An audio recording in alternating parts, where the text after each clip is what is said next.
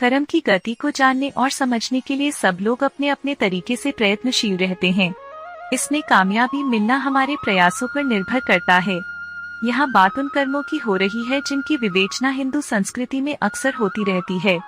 यहाँ बात संचित, क्रियमान और प्रारब्ध तीनों श्रेणियों के कर्मों के बारे में हो रही है। नमस्कार मित्रों, आप देख रहे हैं PKR हिंदी कहानियाँ चैनल। यदि आप चैनल पर पहली बार आए हैं तो चैनल को सब्सक्राइब अवश्य करें। तो चलिए शुरू करते हैं आज की प्रस्तुति। कर्मों की गति को जानने से पहले कर्म की उत्पत्ति और उसके मूल स्वरूप को समझना जरूरी है। सामान्यतः प्रत्येक कर्म की उत्पत्ति मन, वचन और कार्य से मानी जाती है। विषय को समझने के लिए कहा जा सकता है कि हमारे मन में एक विचार का उत्पन्न होना किसी कर्म की प्रारंभिक अवस्था है। उस विचार की शब्दों द्वारा अभिव्यक्ति कर्म की द्वितीय अवस्था है तथा उसे कार्य रूप में रूपांतरित करना कर्म की पूर्णावस्था है। इसका मतलब यह हुआ कि प्रत्येक कर्म का उद्भव किसी न किसी विचार, वाणी तथा कार्य से होता है। अब बात करते हैं कर्म फल की, क्योंकि कर्म की गति ही कर्मफल को तय करती है।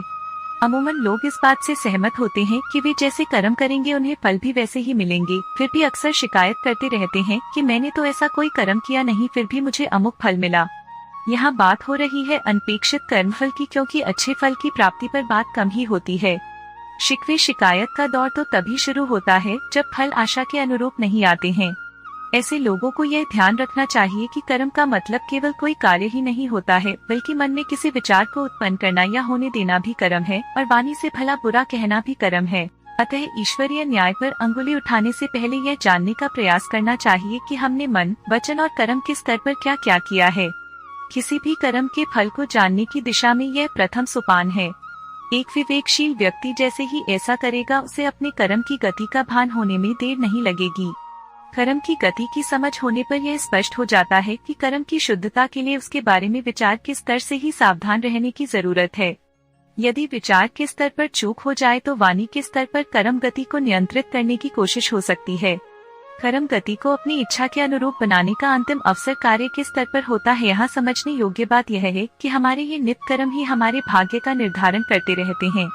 भाग्य कोई हवा से अवतरित कराकर हमारे ऊपर नहीं थोप दिया जाता है, इसे हम ही अपने कर्मों द्वारा बनाते बिगाड़ते रहते हैं।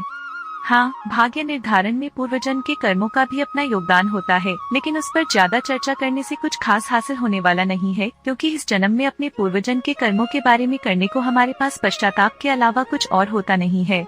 लेकिन यह जरूर याद रखना चाहिए कि यह जन्म ही अगले जन्म के लिए पूर्वजन्म का काम करेगा। इसलिए इस जन्म के कर्म न केवल इस जन्म में हमें अच्छे फल प्रदान करेंगे, बल्कि अगले जन्म में पूर्व जन्मों के कर्मों का काम भी करेंगे।